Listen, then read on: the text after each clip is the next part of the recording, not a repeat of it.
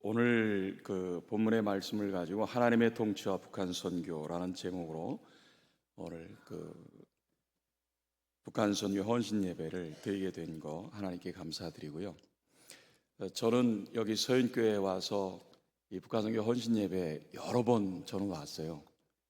와서 강사님들께서 오실 때마다 다 아는 분들이 오시기 때문에 그래서 또 인사도 하고 또 여기 서윤교회는 북한 선교 부서가 있기 때문에 저 개인적으로는 북한 선교하는 사람, 통일 선교하는 사람의 입장에서는 교회가 그런 부서가 있는 거에 대해서 너무 고맙고 감사하고 힘도 되고 위로도 되고 이제 그래서 그렇게 함께 여러 번 왔거든요.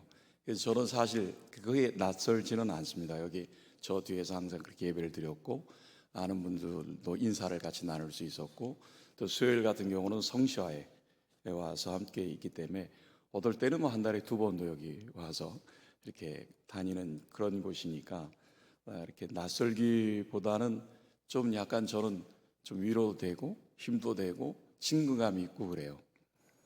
제가 혼자만 친근감이 있는 것 같아요 지금요 보니까. 사실 여기에 오셨던 목사님들 뭐 이면수 목사님 또 낮은 선봉에서 병원 사역을 하시던 김재열 목사님도 오셨었고요. 그리고 또 중국에서 성경 통독을 하다가 본인이 이제 성경 통독반을 운영하고 그리고 잡혔던 그리고 10년 가까이 중국에서 감옥 생활했던 김건우 목사님도 여기 왔었고 그 다음에 탈북하는 그 형제자매들을 센터에다가 데려서 그래서 이제 양육을 하고 그리고 또 구출도 하고 그래 이제 그런 일을 하다가 잡힌 온성도 목사님도 여기 와서 말씀을 전했죠. 온성도 목사님 같은 경우는 잡히기 한 달 전에 저랑 중국에서 만나서 이렇게 같이 이야기하고 또 같이 또 미국에 갔을 때 서로 다른 지역에서 통화도 같이 하고 그런데 미국에서 들어와 가지고 바로 잡혀서 그런 일을 겪었죠. 그래서 좀 재밌는 거는 온 목사님이 한 2년 반 정도 꼴을 치르고 나왔거든요. 그 원성도 목사님이. 나오는 날 저는 너무 감사했고 그리고 전화 통화를 하는데 나는 막 눈물이 나서 우는데 당사자는 안 울더라고요. 그랬더니 왜 이렇게 안 우는가 해서 불러다가 말씀을 들었는데 말씀 듣다 보니까 여기서도 말씀하신 바와 같이 감옥 생활이 천국 생활 같은 그런 걸 하나님의 은혜를 주셔가지고 참 그런 걸 보면은 신앙의 여건과 환경에 우리가 좀 더 고민해 볼 필요가 있겠구나 하는 생각도 있습니다. 그래서 이제 여기 와서 같이 이렇게 예배도 드리고 교제도 하고 목사님이나 장로님들하고 같이 이렇게 귀한 시간을 갖게 됐습니다. 오늘은 제가 이제 전에 제가 와서 말씀드릴 때는 저의 사역에 대해서 이제 말씀을 드렸고 그리고 저는 그 사역이 교회마다 북한 선교 부서나 아니면 국이나 이런 그 부서들이 생겨서 교회가 그 북한 선교를 통해서 이 북한을 선교하고 복음 통일하는 일을 하게끔 하는 그런 운동을 하는 사람이 운동을 하는 게 저의 주 사역이에요. 근데 이제 본의 아니게 중국의 그 구출이나 양육이나 또 뭐 세례를 주거나 뭐 센터 운영이나 이런 것들을 좀 오랫동안 했고요. 그다음에 러시아의 탈북민들이 그 회사에서 이탈을 하게 되면 그게 이제 탈북이거든요. 그러면 그분들 유엔 인권 변호사하고 연결을 시켜서 통역관 붙여가지고 이제 그 난민 수용소에서 있다가 다시 들어올 때까지 그분들하고 꾸준히 교제를 하고 그분들을 한국에 데리고 온 분들, 그러니까 한 70여 명 정도 되는데 그런 일도 이제 하게 됐었습니다. 그리고 이제 그런 일들을 통해서 제가 주력하고 있는 것은 우리 한국 교회가 우리 북한선교 통일선교가 준비됐으면 좋겠다. 복음 통일이 되는 것 우리가 너무나 수건하는 일인데 그 교회가 준비돼야 우리에게 주시는 하나님의 은혜와 축복을 우리가 누릴 수 있지 않겠나. 그러니까 우리들이 흔히 이런 얘기를 해요. 준비된 통일은 정말 대박이고 그리고 준비된 통일은 하나님의 큰 축복이지만 준비되지 않는 통일은 재앙이 될 수 있다. 이런 얘기를 하거든요. 근데 세상 사람들의 어떤 준비보다 교회가 준비돼야 된다라는 생각을 많이 합니다. 저는 북한 선교원이라고 하는 김창현 목사님이 선교단체 운영하실 때 이사장님으로 계실 때 거기에 교육자로 들어가서 일을 했습니다.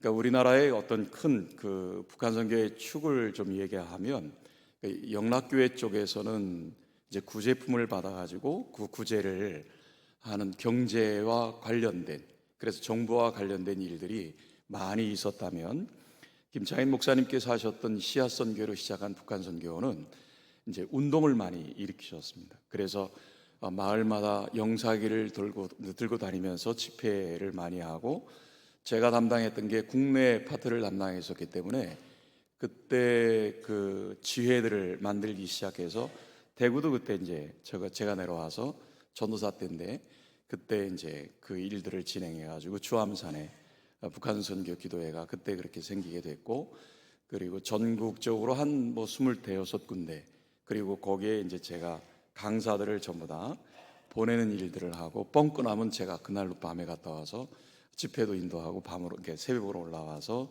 근무하고 그랬던 때입니다. 그러니까 여기에서는 좀 운동을 일으켰어요. 운동을 일으켜서 좀 더 기도 운동을 일으키고, 뭐 노래도 뭐 만들어서 뭐 내 민족 내게 주소서, 뭐 이런 휴전선아 열려라 복음 들고 가리라 이런 노래도 하고요. 그리고 지역마다 이렇게 배치를 해서 승합차 한 대에 그러면 교육자 한 사람, 성도들 몇 명 이렇게 해가지고 너는 이 지역을 맡아라 뭐 이러면서 이런 훈련도 해보고 뭐 여러 가지 일들을 했습니다. 그래서 저는 그게 계속 그 줄기를 타고 왔기 때문에 교회가 준비된 통일을 할 수 있는, 복음 통일을 할 수 있는 그런 교회들이 됐으면 좋겠다 하는 게 저의 바람이고, 제가 그런 길로 가는 사역자가 아닌가 하는 싶습니다. 오늘 그 말씀 가운데 저는 변함없이 믿고 있는 사실이 뭐냐면, 하나님은 모든 것을 통치하신다. 어느 시대를 막론하고 하나님께서 통치하시고 다스리신다. 이거에 대해서 저는 절대적으로 신뢰하고 있습니다.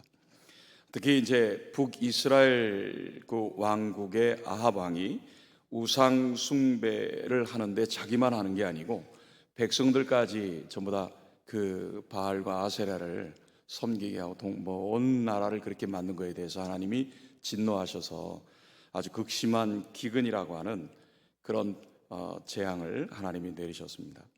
근데 그런 재앙을 내리셨을 때 그 재앙을 내리시는 시작과 그 일들을 마무리하고 다시 비가 오게 하시는 이런 일들을 하나님이 단 한 사람, 엘리야라는 한 사람을 통해서 그 일들을 진행하셨거든요. 그러니까 참 하나님이 그 북이스라엘 왕국이라고 하는 큰 나라가 전체적으로 움직여지는 그 모든 것들조차도 하나님은 뭐 굳이 뭐 2명도 아니고 3명도 아니고 엘리야라고 하는 한 사람을 보내셔서 하나님이 나라를 통치하시고, 그리고 그 일들에 대한 진행들을 하나님이 하신 것을 우리가 볼 수가 있습니다. 엘리야가 갑자기 나타나서 내 말이 없으면 수년 동안 비도 이슬도 있지 않겠다라고 하는 그 말 한마디가 그 북이스라엘을 평정하고 다시 하나님께로 돌아오게 하고, 잘못된 것들, 우상들을 버리고 하나님께로 돌아오게 하는 그런 역사가 있게 만들었죠.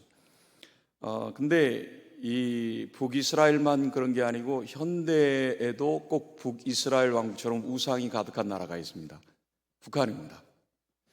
이 북한은 우상이 뭐 너무너무 가득한, 그리고 공식적인 명칭이 그 조선민주주의 인민공화국이죠.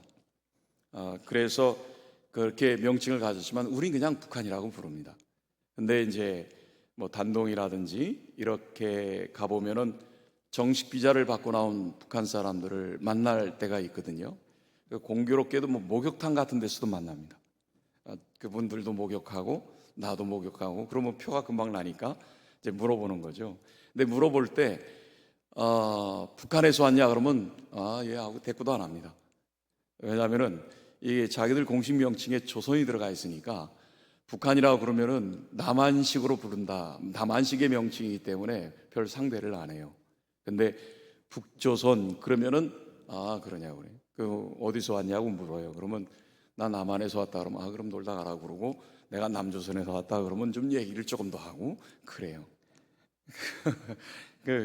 이 저쪽 식구들은 명칭에 굉장히 예민합니다. 여러분 제가 본래 PPT를 이렇게 준비를 했어야 되는데 좀 미리 말씀을 준비하고 토요일 날 밤 11시쯤에 말씀 준비한 걸 검토한다고 내 파일에서 딱 꺼냈는데 파일이 없어졌습니다.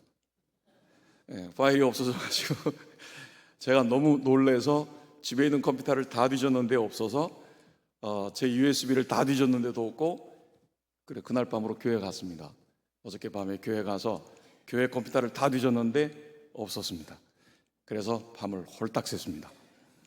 밤새서 그 원고는 만들었는데 PPT까지는 못 만들어서 좀 보여드리면서 하면 더 좋았을 건데 조금 아쉬움이 있다는 생각이 들긴 합니다.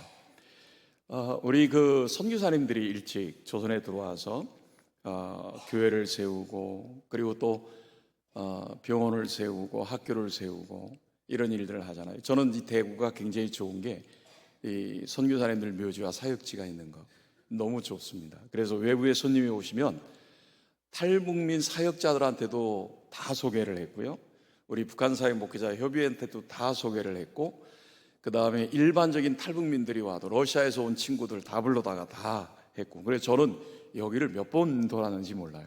이게 저는 굉장히 매력이 있고 은혜 있고 갈 때마다 은혜 받고, 그리고 정말 기도하고 싶은 게 대구가 남한의 예루살렘으로 회복됐으면 좋겠다. 그걸 기도하고 있습니다.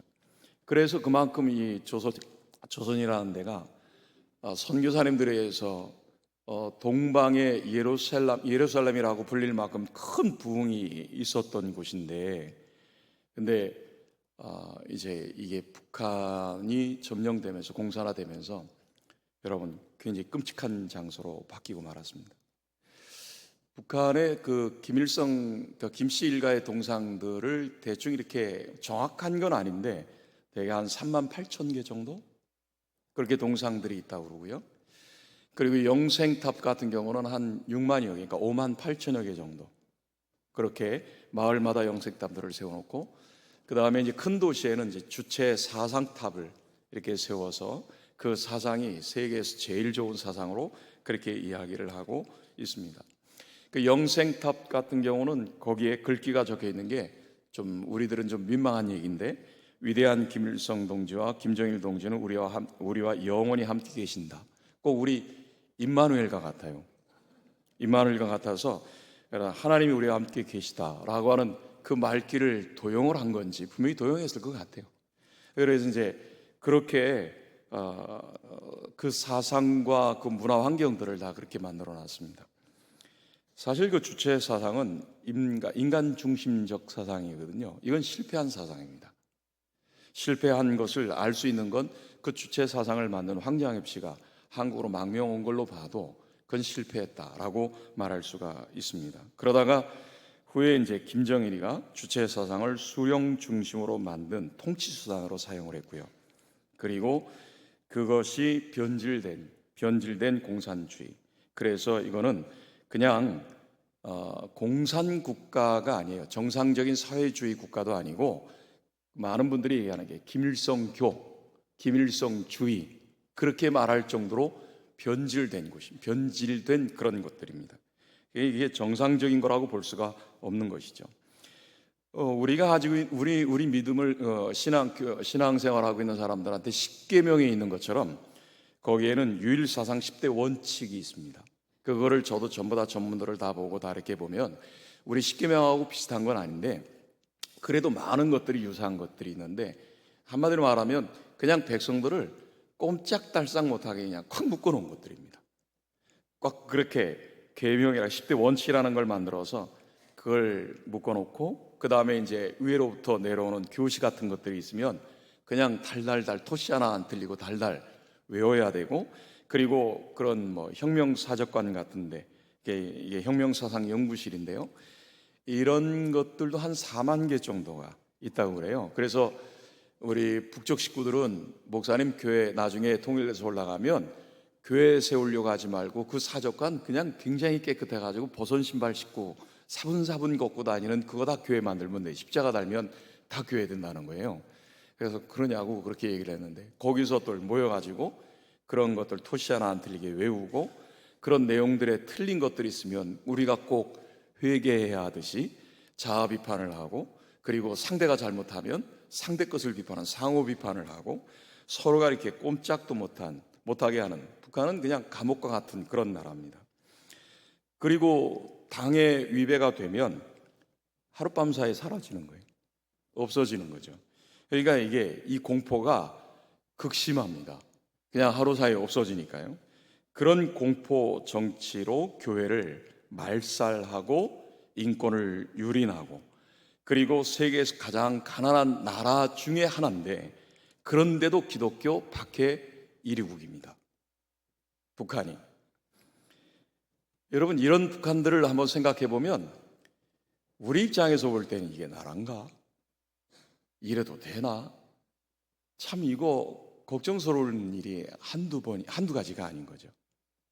이게 이제 북한에서 이탈한 사람들하고 같이 얘기를 나눠보면 그런 것들을 쉽게 알 수 있고, 고난의 행군 중에 그렇게 고통당한 사람들의 이야기를 들으면 듣도 보지도 못한 이야기를 다 듣게 됩니다. 백성들을 지킬 줄도 모르고, 어떨 때는 평양이 250만의 나라라고도 얘기하고, 이게 진짜 말이 안 되는 그런 나라, 이게 북한이죠. 그런데 여러분, 오늘 이 말씀처럼 그런 북한일지라도 하나님의 통치 아래에 있습니다. 하나님이 주권 안에 있는 겁니다. 북한은 경제가 본래 국가 계획 경제입니다. 우리는 자유 경제 체제에 있지만은 국가가 그 경제를 쥐고 다 이렇게 하지 않습니까? 그러다 보니까 점점 그 경제가 어려워지고 있는 상태에 김일성이가 94년도에 사망하는 기점으로 300만 명이 죽는 일이 발생했습니다. 북한에. 그거를 우리가 이제 고난의 행군이라고 이야기를 하죠. 이제 북한이 아사 사태가 일어나니까 대량으로 이제 그 국경지대인 중국으로 사람들이 올라가서 어떻게든지 이제 좀 먹을 게 있나, 친척들 방문 이러면서 올라가게 된 것이, 그때 우리 많은 사람들이 얘기하는 게 한 100만 명 정도가 넘게 올라갔다고 봐요. 그리고 한 20% 정도가 이제 남았다라고 얘기를 하고, 나머지 한 80% 정도는 올라가서 도움을 받고, 그리고 이제 가서 보고 듣고 느끼고, 때로는 복음도 듣고, 이제 그렇게 온 거죠. 대개 92년도에 중국이 개방을 하기 시작을 했으니까, 이제 한국 교회는 그때 너무 좋은 찬스라서 이제 중국에 가서 조선족들과 함께 말이 되니까 좀 더 이렇게 활동하기가 굉장히 용이하고, 그래서 많이 좀 알게 모르게 들어가 있는 상황에 대량 탈북 사태가 이루어지면서 너무 놀란 것들을 본 거죠. 그러면서 거기 80% 정도가 도움을 받고 다시 북한으로 들어갔을 때 이게 조금 아주 새로운 것이죠. 그리고 또 중국에 그냥 남아있는 분들도 지금 많이 계시고, 한국에 들어오신 분들이 한 3만 4천 명 정도 작년 기준에서 그렇게 있습니다. 그런데요, 여러분, 이 고난의 행군이라고 하는 굶어 죽고, 그 다음에 얼어 죽고, 병들어 죽고, 맞아 죽고, 총 맞아 죽고, 한 300만 명. 이게 별로 감각이 없어서 제가 가끔은 이렇게 묻습니다. 대구 인구가 한 250만, 240만? 다 죽어도 그 숫자가 안 됩니다. 그래도 감각이 잘 없으시죠? 네. 그런 거예요. 그러니까 그렇게 많은 사람들이 죽었어요. 그러니까 이건 진짜 안타까운 일이죠. 한 사람이 죽어도 애석한 일인데, 그 많은 사람들이, 그 백성들이 무슨 죄가 있어요? 여러분, 탈북해가지고 만나보면 순수한 사람들이에요. 그런 이제 그 죄도 없는 사람들이 그렇게 죽은 거에 대해서는 너무 안타까운데, 그 사태가 일어나는 것 때문에 여러분, 그동안 통제사회였던 북한, 꽁꽁 닫혔던 이 북한이 이렇게 열려지는 계기가 됐습니다. 그 고난의 행군 때문에. 여러분 이제 탈북을 해서 중국에 가 보니까 자기들은 이 밥, 쌀밥도 못 먹는데 개밥 그릇에 보면 쌀들이 있는 거죠. 이거 너무 기절하는 얘기죠, 뭐. 자기들은 깜깜하게 살았는데 어딜 가도 자청기가 들어오는 것들을 본 거고요. 그러니까 너무 다른 환경을 보게 됐고, 거기에서 조금 더 잘만 하면 다른 나라 이야기를 듣게 됐고, 조금 더 이야기를 들으면 주적이라고 여겼던 남한 이야기도 듣는 거잖아요. 그러니까 이제 그런 정보들을 듣고 서로 이야기하고 알게 된 새로운 세계를 알게 돼서 자기 고향으로 돌아갔지만, 그걸 본 거를 어떻게 잊을 수가 있으며 들은 걸 어떻게 잊을 수가 있겠습니까? 못 잊죠. 그러니까 자기들과 비교가 되고 이게 달라진 것들에, 그러니까 여러분 인간은 더 좋은 거에 대해서 추구하는 게 인간이지 않습니까? 사람은요. 그러니까 그런 것들이 있는 데다가 중국에 남아있는 사람들은 뭐 때문에 남았냐면 어떻게든 내 가족 살리려고 별짓을 다 해서라도 가족한테 돈을 보내는 게 일이었고, 남쪽에 오신 분들도 역시 마찬가지로 어떻게든지 돈을 보내려고 애를 쓰시고 있거든요. 그래서 한때 여러분 탈북민들에 의해서 들어가는 돈이 1년에 한 200억 정도 된다는 이야기를 할 정도였어요. 그러니까 그 많은 돈들이 들어가는데 한국 돈하고 북한 돈하고 차이가 너무 나기 때문에 여러분 그 정도 들어가니까 북한이 지하 경제가 움직이기 시작을 하게 됐고요. 뭐 어쨌든 여러분 그러면서 돈만 들어가는 것보다 더 무서운 게 정보가 들어가기 시작한 거예요. 이게 다른 나라 이야기도 들어가고 다른 사람들이 사는 이야기도 들어가고 남한 이야기도 들어가게 되고, 이게 여러분 정보가 들어간다는 건 더 이상 통제된 사회가 될 수가 없다는 걸 가르쳐 주고 있는 거죠. 게다가 유엔 제재 때문에 북한 경제가 어렵고, 그다음에 화폐 개혁도 실패를 했고요. 그 어간에 김정일도 사망을 했고, 경제통인 장성택도 처형한, 이게 이 북한 이렇게 보면은 이 충격을 받았는데 굵직굵직한 충격들을 계속 받았던 거예요. 계속. 그러면서 엄청난 변화가, 장마당의 변화가 일어나기 시작해요. 장마당이라는 게 생긴 거예요. 배급이 안 되니까. 전에는 배급제라는 거는 이제 주니까 받아서 그 자기들이 먹고 살 수 있는 건데, 안 주니까, 못 주니까 먹을 게 없는데요. 그러니까 자기들이 자구책으로다가 텃밭들 같은 걸 만들어서 그걸 갖고 먹기도 하고 또 나가서 갖다 팔기도 하고, 팔아서 돈이 되면 또 먹을 걸 사오니까 이제 집에 있는 것들 갖다 팔기도 하고, 그리고 또 아는 사람 같으면 중국의 친척들한테 연락해가지고 그걸 밀수한다고 그러잖아요. 그러니까 여러분 북한은요 밀수가 나쁜 말이 아니에요. 밀수가 나쁜 말, 우리는 나쁜 말이에요. 우리는 나쁜 말인데 그 사람들은 그게 정부가 이렇게 꽉 눌러놓으니까 안문간에 다 통하고 있는 그런 것들이에요. 여러분 우리는 뇌물 그렇게 얘기하는데 북한은 뇌물이 아니고 돈을 고인다라고 그래요.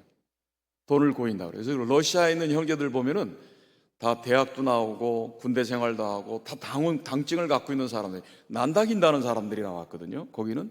근데 난다긴다는 사람들이 나올 때도 이 사람들은 그냥 절차를 밟아서 나온 사람은 한 명도 없어요. 다 돈을 고이고 나왔죠.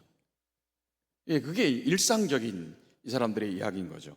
그러니까 이 장마당이라고 하는 것들이 자연스럽게 북한 사회에서 생겼는데, 이 장마당은 장사를 하는 거니까 장사를 하면 이야기를 하고 이쪽 소식이 저쪽으로 가고 저쪽 소식이 이쪽으로 가고 그럴 수밖에 없잖아요.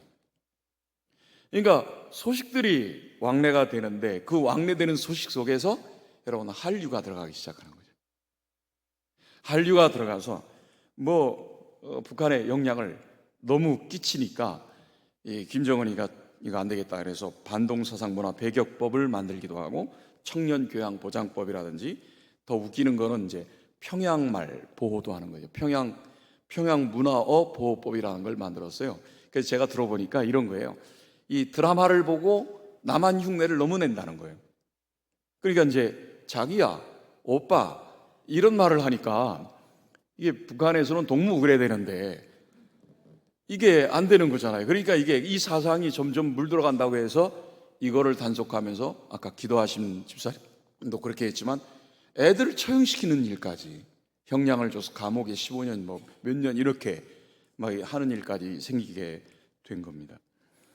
그러니까 여러분 이런 또 그 북한의 큰 변화가 또 하나가 있는데 이 변화는 앞으로 선교 전략에서 굉장히 중요한 변화인데 여러분 북한에 재하교인이 있을까요? 없을까요? 예, 할렐루야. 있다고 말씀하시는 분은 복 받으실 겁니다. 예, 많습니다. 재하교인들이 그래서 세계 오픈도 말고 한국 오픈도 대표가 되신 김성태 교수님은 한 40만까지 봅니다. 그것도 교단별로 다 분류를 나눠서 40만까지. 제가 직접 식사하면서 대화하면서 제가 말씀 나눴고요. 제 아내와 같이 가서 그렇게 얘기를 나눴고 이번 9월 10일 날에는 그런 그 재하교인들과 함께 바깥에서 활동을 하는데 줄을 가지고 그들을 지원하고 그들을 보살피고 그런 일들을 하는 분이 9월 10일 날 우리 대구 경북 대경 통일선교 정기포럼 15번째 하는데요. 여기서 그걸 발제해 주기로 했습니다. 그러니까 지하교회 이야기를 실상을 얘기해 주는 거죠. 다는 얘기 못 하죠. 중요한 것들은 얘기 안 하는데 한 30%만 들어도 깜짝 놀랄 것 같습니다. 그리고 얼마 전에 이제 그 홍수 피해가 발생한 거에 대해서 이 백성 교사님이 기도 편지를 보내왔는데 그 기도 편지에는 이제 그러니까 홍수 때문에 실종을 했잖아요. 한 3사람 정도가 실종하니까 많은데 왜 3사람을 언급했냐면 이 사람들이 북한 지하 성도이기 때문에 그렇습니다. 북한 지하 성도들인데 실종한 소식을 보내왔다가 다시 편지가 왔는데 그 중에 한 명은 8km 떨어진 곳에서 발견됐고 또 한 명은 12km 떨어진 데서 발견됐고 또 한 명은 무려 50km 떨어진 데서 발견됐다고 찾은 거죠. 그러면서 그 사고를 당한 가정에 우리들 보고 기도로 위로해 달라고 편지를 보내왔고 그리고 그 북한 그 지하 교인들을 얘기하는 거예요. 형제자매들이 한국에 있는 그 우리들에게 도움을 요청을 했는데 피해 그 실상 중에서 아주 완파된 가정 5가정, 그 다음에 반파가 된 9가정, 그리고 일부 파손된 가정 15가정, 그리고 염소 2마리가 손실됐다. 그래서 장마당 형제 자매들이 나서서 이게 장마당 형제 자매들이라고 하는 건 다 이 자기들 라인들을 얘기하는 거예요. 그래서 이분들이 나서서 피해 복구를 돕지만 힘에 붙여서 또 송구한 마음이지만 도움을 요청한다. 이렇게 도움이 왔어요. 그래서 구체적으로 나온 게 식수 문제. 이게 홍수물이니까 먹을 물이 다 오염이 돼서 그 소독용 클로로칼키. 난 처음에 이 클로로칼키가 뭔지를 몰랐어요. 그래서 제가 찾아봤더니 이 물을 정화시키는 거더라고요. 그래서 이제 이런 걸 좀 구해달라. 근데 304가정이 있는데 가정당 50정 정도가 있으면 좋겠다. 뭐 이런 얘기. 그 다음에 수리용 비닐 판막 및 테이프 같은 게 필요하다. 시멘트나 목재 같은 거는 자기들이 힘써서 한번 해보겠다. 근데 염소 2마리가 떠내려가서 다 죽어서 없으니까 염소 2마리도 좀 도와줬으면 좋겠다. 그렇게 연락이 왔어요. 그래서 제가 지난주에 우리 화요일 날 이걸 놓고 기도했더니 재정이 들어와서 재정에 많은 부분들을 보내드렸고 염소도 1마리 값을 누가 한다고 그래서 1마리 값도 보내드리고 그랬더니 벌써 그 재정이 중국으로 보내서 이제 전달하기 직전에 있다. 이렇게까지 연락이 왔습니다. 여러분, 제가 이렇게 말씀을 드리는 건 북한은요 90년대 초부터 엄청난 변화가 있었다는 거예요. 이게 정치적인 대립이나 아니면 군사적인 대립 이런 부분보다 북한이라는 사회를 조명해 볼 때 이건 굉장한 변화들이 많이 있는데 이 변화는 우리가 한 게 아니라 하나님이 하신 거예요. 이 변화는 하나님이 하신 거예요. 여러분, 북한은 전역에 전 나라 안에다가 동상과 영생탑을 세워서 그 우상 숭배 열을 냈지만요 이 고난의 행군이 완전히 북한을 흔들어 놓는 하나님의 역사가 된 거예요. 그래서 저는 분명하게 믿는 건 하나님께서 이 북한을 통치하고 계시고 다스리신다는 걸 조금도 의심하지 않습니다. 한 사람만 보냈으면 좋겠는데 그게 누가 될지 모르겠습니다. 하나님은 한 명을 보내서도 하실 수가 있으신 분이잖아요. 그 다음에 두 번째는요, 하나님의 그 통치는요, 하나님의 사람들에 의해서 이루어지는 겁니다.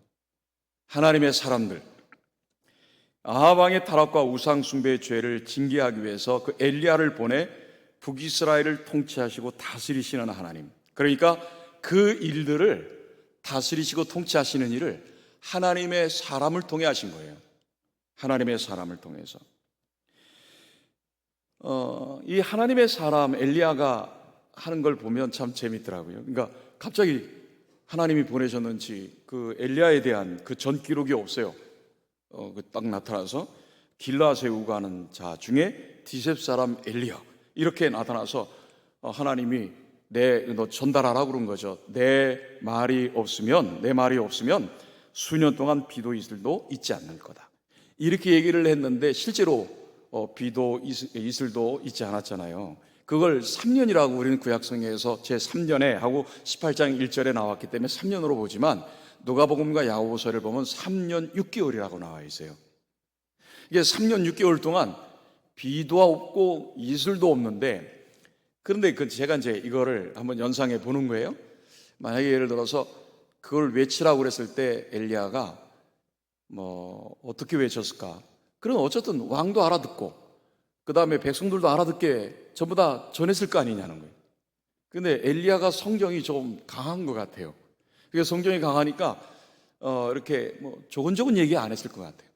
막 그렇게 얘기를 했는데 갑자기 하나님이 숨으래요. 그러면 자기가 한 말이 있는데 아직 그래도 내 말은 책임지고 죽어야지 어떻게 숨어, 창피하게. 근데 숨으래요.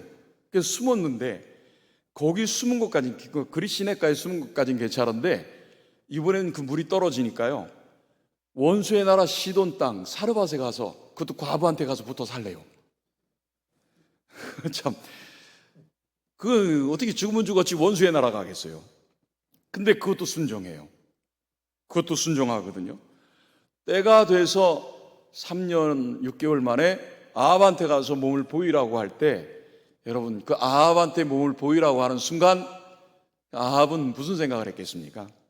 나는 사명이 여기까지구나, 그런 생각 안 하겠습니까? 아니 3년 6개월 동안 그 비가 안 온 것이 엘리야 탓으로 여기고 있는데 만나면 그냥 가만 놔두겠어요? 그런데도 나가서 순종하고 그 일들을 진행하는 것을 볼 수 있습니다. 여러분, 그 삭막한 그런 환경과 비슷한 게 북한 아니겠어요? 근데 그 땅을 들어간단 말이죠. 그 땅에 사역자들이 들어가는데 제가 볼 땐 엘리야 그 심정과 비슷하지 않았을까? 엘리야 심정과 비슷하지 않을까? 그리고 사명을 감당하는 이 땅에서도 그 하나님의 마음들을 가지고 그런 일들을 하는 사람들이 아닐까?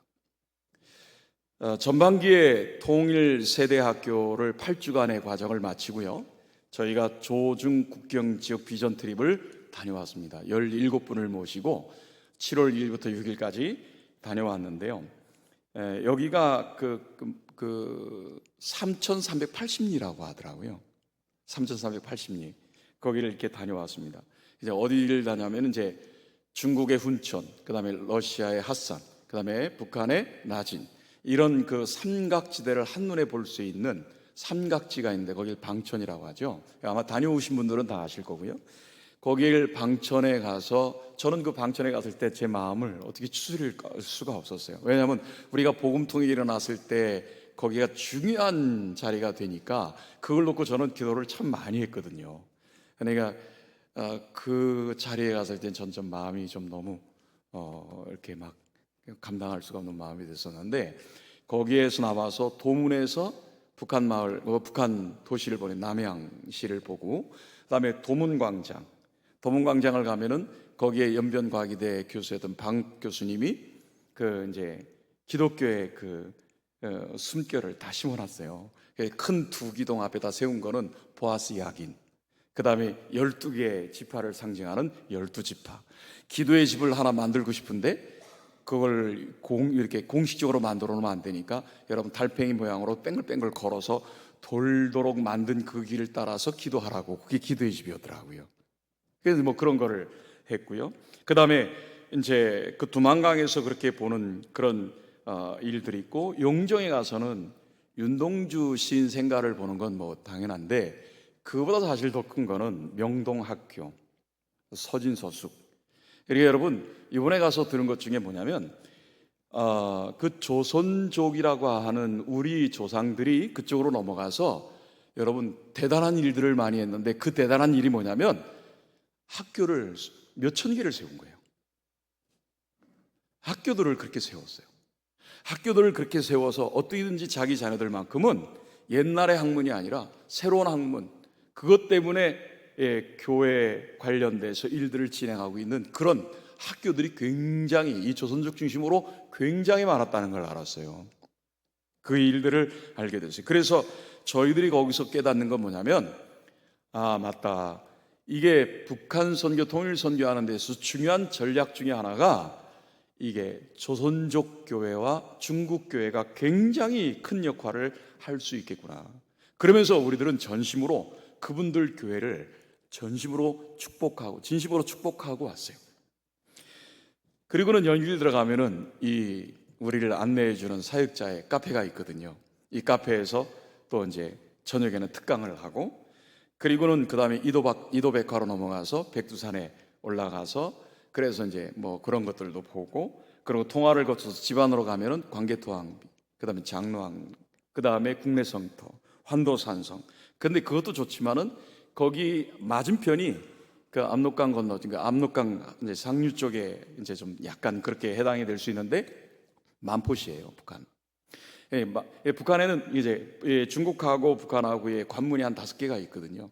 근데 이제 다른 데는 막아놨기 때문에 못 갔는데, 그래서 거기서 만포시 쪽을 생각하고 배 타고 한번 거기를 보고, 그다음 압록강 하구에 와서는 배를 타고 아예 그냥 북한 마을들, 북한 경비대들, 북한의 공장들 이런 것들을 다 보고 내려올 때는 또 부르짖고 기도하고 이제 그렇게 했어요. 그리고 이제 단동에 왔을 때는 이제 단동 철교나 끊어진 철교나, 그리고 다시 또 더 내려가면은 신단동이 있는데 황금평이죠.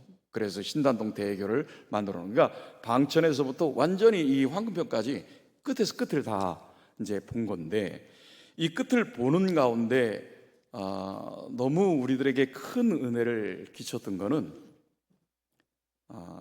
이 북중국이 반간첩법 때문에요, 종교 행위를, 예배 행위를 할 수가 없게 만들어 놨어요. 사실 우리 팀들하고 같이 들어가는데 제일 걱정은 저였어요. 제가 제일 걱정했던 게, 저는 중국의 탈북자들을 손을 대고 사역을 많이 했기 때문에 제 리스트가 있으면 저를 못 들어가게 하거나 날 중간에 날 잡거나 그럴 수가 있다고 생각해서 굉장히 긴장을 많이 했는데, 아예 휴대폰을 다른 걸 들고 들어갔어요.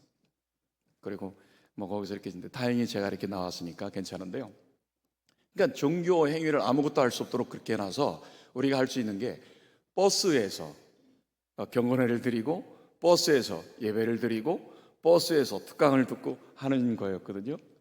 근데 우리를 안내하는 두 분 사역자가 전부 북한 내지 사역자들이었어요.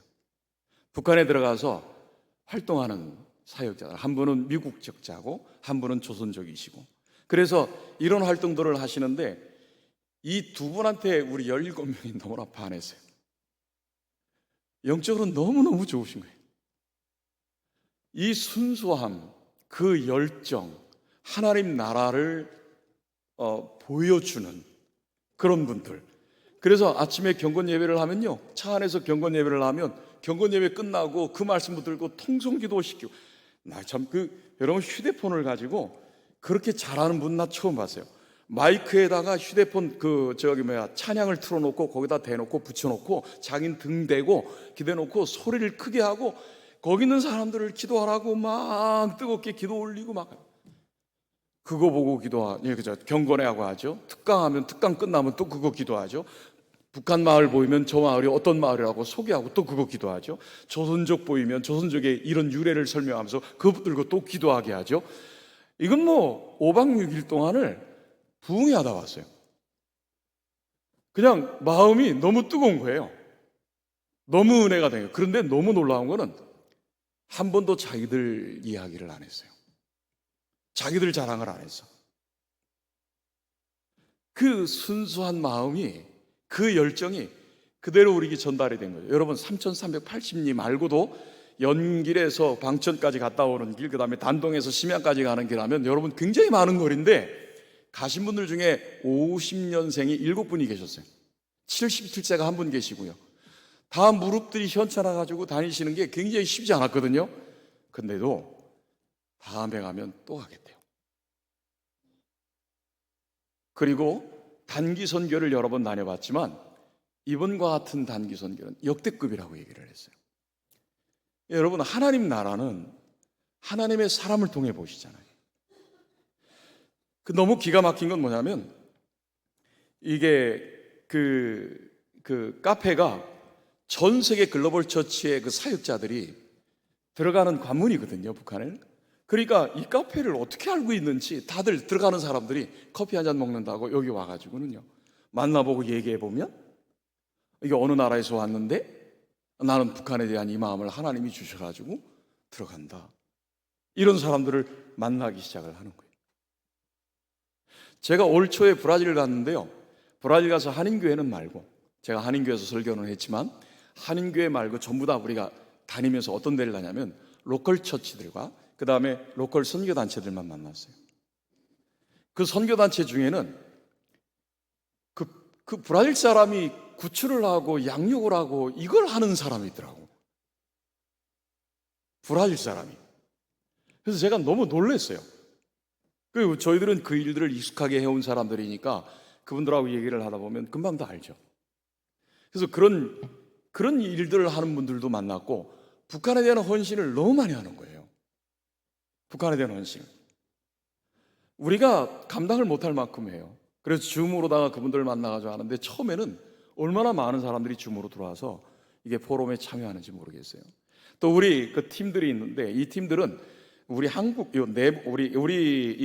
국내에서는요, 내지 사역자들만 따로 모아서 우리가 비공개 워크숍을 갔거든요. 그러면 이분들은 정보가 딱 차단되어 있으니까 자기들이 북한에 가서 무슨 사역을 하는지를 다 이야기를 해요. 그래서 그런 얘기들을 우린 다 나눠서, 심지어는 여러분 이 구출하는 브로커도 우리가 같이 이야기를 하고 그래요. 근데 그런 분들하고 얘기를 하는데 우리가 깨달은 것 중에 하나가 뭐냐면, 유럽에 이제 저희들이 들은 얘기로는 북한이 너무 어려웠을 때 북한이 중립국 중심으로 먼저 기독교인들한테 도와달라고 손을 내밀었다는 거예요. 손을 먼저 내밀고, 그리고 우리는 그러면 너희들 돕는데 우린 기독교인이기 때문에 예배 드려야 돼. 마음껏 드려요. 너희들이 하나님을 믿는 사람으로서 어려운 사람을 도우라고 하지 않느냐, 이러면서 기독교의 행위도 마음껏 하라고 그러면서 그분들한테 여러분 도움의 손길을 요청을 했고, 이분들이 들어가서 활동을 하면서 이분들끼리의 그 네트워크를 형성을 하고 모임이 유로피안들이 있습니다. 헬싱키에서 모였는데 여기는 아무나 가지 못하고 그 중에 한 사람이 초대를 해야 들어갈 수가 있어요. 근데 우리 팀 멤버가 들어가 봤더니 그렇게 많은 분들이 북한에 선교를 하고 있는지 몰랐어요. 저는 독일에 갔을 때 헐모드 바하 목사를 만났는데, 이 헐모드 바하 목사님들은 목사님은 독일에서 통일을 경험한 동독 이제 크리스찬들이 한반도 통일을 놓고 계속 기도하고 있는 거예요. 한반도 통일을 놓고 계속 기도를 하고 있는데, 이 한반도 통일을 놓고 어떻게 기도하냐면, 홀이 있으면요, 이게 만들어서 한반도 지도를 바닥에다 깔고 거기에 무릎을 꿇고, 이 서양 사람들이 무릎을 꿇는 거, 무릎을 꿇고 기도하는데 눈물이 뚝뚝뚝뚝 떨어져요. 이게 하나님이 지금 하나님의 사람들을 통해서 하나님이 하시는 것들을 우리가 들을 수가 있는 거예요. 그래서 이젠 여러분 그런 분들과 함께 우리가 연합을 하면서 이젠 글로벌 처치들과 한국교회가 손을 잡고 일을 해야 되는 이 부분이 북한 선교에 있어서 귀한 전략 가운데 하나가 되기 시작했어요. 전에는 한 세대가 탈북민 이 사역이 너무 큰 이슈가 됐어요. 여러분, 당장 사람이 잡혀가고, 당장 사람이 팔려가고, 당장 사람이 죽는데 어떻게 안 도와요? 도와야죠.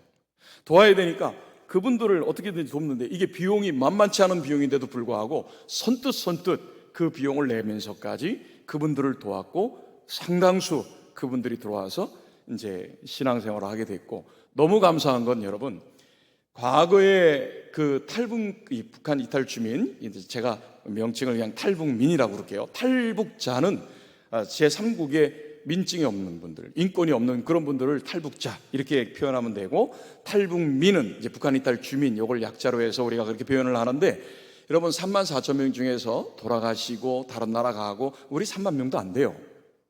근데 여러분, 탈북민 교회가 70여 교회나 돼요. 신학생들이 한 100명이 넘어요. 이게 인구 대비 신학교 지원 제일 많고 교회 개척 제일 많아. 그래서 여러분, 당시에 우리 실향민들께서 오셔가지고, 저도 실향민 2세거든요. 근데 여러분, 실향민들은 오셔가지고 북한 선교에 대한 마음을 하나님이 주셔가지고 일을 진행하셨어요. 1세대는. 2세대인 우리까지도 뜨거운데 3세대는 고리가 뚝 끊어졌어요. 사그라들고 있어요. 이 사그라들고 있는 그 시점에 여러분, 갑자기 사람들이 나타난 거잖아요. 그 탈북민들이 한국에 유입돼서 들어왔는데, 인구 대비 여러분, 탈북민 교회가 70여 개나 되는 이 놀라운 역사들이 생긴 거죠. 그런데 한때 여러분, 탈북민에 대한 이슈가 너무 커서 북한 내지에 대한 복음 통일 관점을 가진 선교 전략적인 이 부분이 많이 좀 가라앉아 있었던 차에, 하나님께서 코로나를 통해서 이 전략적인 것들을 새로 바꾸기 시작을 하고, 우리 눈들이 이제 그 내지를 향해서 하나님의 일을 하려고 하다 보니까, 벌써부터 거기 들어가서 활동하고 있는 우리는 이게 이념적인 것 때문에 못 들어가는데, 이분들은 벌써 들어가서 마음껏 그 활동들을 하면서 알게 모르게 복음을 전하고 있는 일들을 하고 있더라는 거예요. 그러면 이제부터는 이 한국교회와 이 글로벌 처치들은 손을 잡고 함께 해야 할 때가 왔다고 하는 점이죠. 여러분, 그러면서도 제가 참 마음에 와닿는 말은 뭐냐면, 우리를 안내해 주신 이 사역자가 그런 말을 해요. 무슨 말을 하냐면, 저 북한에 대한 소명을 받고 북한에 들어가지만 들어갈 때마다 눌리는 마음은 어쩔 수가 없대요. 마음이 눌린대. 왜냐하면 북한에 여러분, 이면수 목사님도 잡혔지, 김재열 목사님도 잡혔지, 케네스 베 목사님도 잡혔지, 거기서 잡혀가지고 못 나온 분도 있지, 원비어는 죽어서 나왔지. 여러분, 이게 북한에 어떻게 될지 모르잖아요. 그러니까 들어갈 때마다, 물론 하나님이 주신 마음 때문에 그렇게 들어갈 때마다 그 다리를 건너서 검문을 하고 저 검사를 하고 들어갈 때마다 이 눌리는 마음이 어쩔 수가 없대요. 그 마음이 어쩔 수가 없다는 거예요. 그런데 그 안에 들어가면 하나님이 일하시는 것을 느끼기 시작을 하게 되면 그게 증거가 돼서 그 땅과 백성들을 사랑한다라고 하는 표현을 하더라고요. 제가 이 엘리야를 보면서 재밌는 부분이 하나가 발견됐는데, 뭐냐면 그 엘리야가요, 3년이 돼서 아합에게 내 몸을 보이라 그랬는데, 아합을 먼저 만난 게 아니고 오바댜를 먼저 만났어요. 그러니까 이제 아합이 물의 근원을 찾기 위해서 자기의 신복, 왕국 맡은 자 오바댜와 함께 같이 이렇게 물 찾으러 갔다가 둘이 한 군데 다니면 안 되니까 너는 이쪽으로 가고 나는 이쪽으로 가서 물 근원을 찾자. 이러다간 다 죽게 생겼다. 이러면서 물 근원을 찾으러 갔는데, 나눠진 그 두 사람 가운데 아합을 먼저 만난 게 아니고 오바댜를 먼저 만났어요. 근데 여러분, 오바댜를 성경은 지극히 여호와를 경외하는 자라고 그랬어요. 여러분, 이게 좀 이해가 되세요?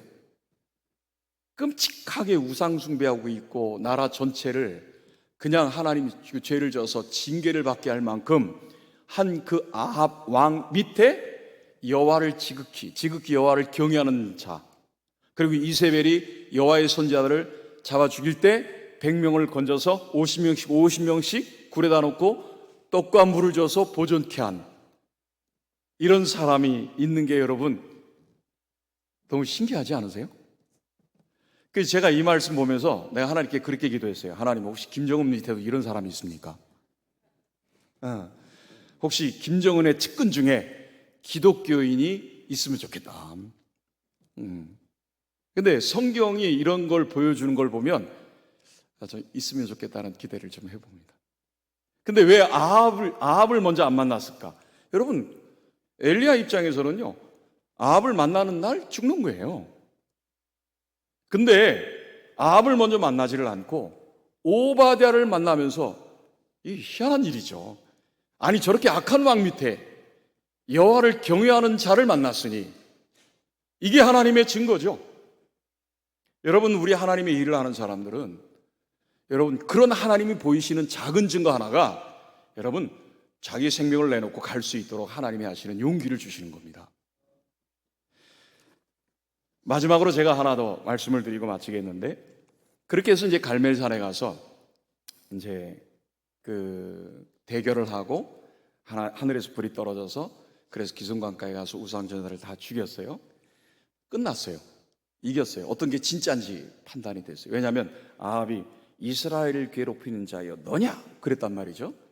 그러니까 이게 비가 안 온 게 네 탓이다, 그렇게 말했더니 엘리야가 아합 보고 하는 말이, 내가 이스라엘을 괴롭게 한 게 아니라 당신과 당신의 아버지 집이 하나님께 범죄해서 그래서 이 이스라엘이 괴롭게 한 것입니다. 괴롭게 한 거다. 그렇게 했더니 이게 두 양 의견이 나왔으니까 그러면 어떤 게 진짜 맞는지 해보자. 그래서 갈멜산 대결을 한 거죠. 그 갈멜산 대결을 해서 하늘에서 불이 떨어진 건 뭐 엘리야 제사에 불이 떨어졌으니까 게임 끝났어. 끝났으면 그러면 여러분 비가 와야죠. 게임 끝났으면 비가 와야 되는데 그때 안 왔잖아요. 하나님이 3년 돼서 너 아합에 가서 몸을 보이면 내가 이 지면에 비를 내리리라, 그렇게 말씀을 하셨으니까 그러면 하나님이 비를 내려주시는 건 당연한 거니까. 근데 그때 아직 안 왔잖아요. 그때 와야지. 참 이거 쉽지 않죠. 근데 여러분, 우리가 하나님의 그 섭리 가운데를 보면 이스라엘이 회복하는 그 예언된 말씀들이 성취되는 것에 있어서도 하나님은 그럴지라도 너희가 내게 구하여야 하리라. 하나님의 섭리가 이루어지는 데 있어서는요, 여러분, 기도로 시작하고 기도로 진행하고 기도로 마무리를 해야 되는 게 우리들의 몫이에요. 여러분, 북한이 복음 통일을 이루어지는 데 있어서 기도 없이 이 일을 절대 못합니다. 기도 없이는 북한 선교, 통일 선교 할 수가 없어요. 전 별의별 일을 다 경험해 봤어요. 사람도 구출해보고 도망도 가고 죽은 사람 시체도 처리해보고. 여러분, 인권 없는 사람, 죽은 사람 시체 처리하는 게 어렵습니다, 중국에서. 여러분, 기도 없이는 할 수가 없는 일들이에요. 근데 이때의 엘리야도 여러분, 게임이 끝났으면 하늘에서 비가 내려와야 되는데 비가 안 오니까요. 그때 엘리야가 한 게 그 산 꼭대기에 가서요, 무릎과 무릎 사이에 얼굴이 들어갈 만큼 하나님께 매달려 기도한 거죠. 그러면 종 보고 저기 뭐 보이냐? 안 보이는데. 그럼 또 엎드려 기도하고. 보이냐? 안 보이는데 또 기도하고. 그러게 7번. 그러니까 어떤 분은 이 7자가 완전수기 때문에 7번 하면 된다 그러는데 그거 아니에요. 이거는 응답이 안 되면 될 때까지 해야 되는 거예요. 비 안 오면 큰일 나요. 근데 하나님이 선만한 것들이 보이게 했을 때 이제 큰 비가 온다는 걸 알게 되죠. 그러니까 여러분, 이 기도 때문에 이루어진 거예요. 하나님이 뜻을 정하셨어도 기도자를 통해서 이루신다는 거죠.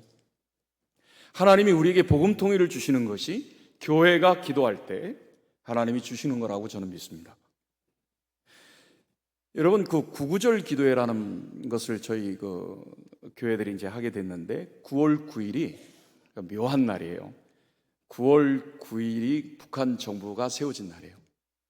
1948년 9월 9일. 근데 여러분, 10년 전에 1938년 9월 9일 10일이 한국 총회에서 신사참배 결의한 날이에요. 북한 내부 문건에서는 그 1958년 9월 9일이 북한교회 말살로 선언한 날이에요. 이 9월 9일이 웃기는 날이더라고요. 신사참배에서 우리 교회에 범죄가 있는 걸 회개해야 하는 의미도 있고, 그 다음에 북한 정권이 들어서면서 여러분 교회가 말살된 것도 있고, 그리고 아까 말씀드린 것처럼 여러분 북한의 견고한 진을 우린 무너뜨리기 위해서 기도를 했는데, 이 북한의 견고한 진이 무너지려면 그러면 먼저 우리가 기도를 통해서 영적인 돌파가 이루어져야 되는 거죠. 먼저 그런 기도들이 우리 가운데 있기를 원하는 거예요. 그래서 여러분 그 기도를 이제 저희들은 오랫동안 해왔지만 9월 9일이라고 날짜를 찍어서 그렇게 안 했는데, 작년에 7군데에서 7교회, 7지역에서 했어요. 그게 너무 감사하고 좋아서 올해는 북한 기독교 청년합회 탈북민 교회 중심으로 이걸 먼저 이슈를 터뜨리고 하면 좋겠다. 그랬더니 여러분 30교회 탈북민 교회가 동참했고, 한 교회가 주빌리 통일구국기도회가 연합기도회에서 동참을 했고, 여기저기서 지금 조금 이렇게 모여들고 있어요. 제가 이 말씀을 드리는 것은 우리가 하나님의 그 일들을 하는데 하나님의 통치는 기도를 통해서 온다는 걸 저는 믿습니다.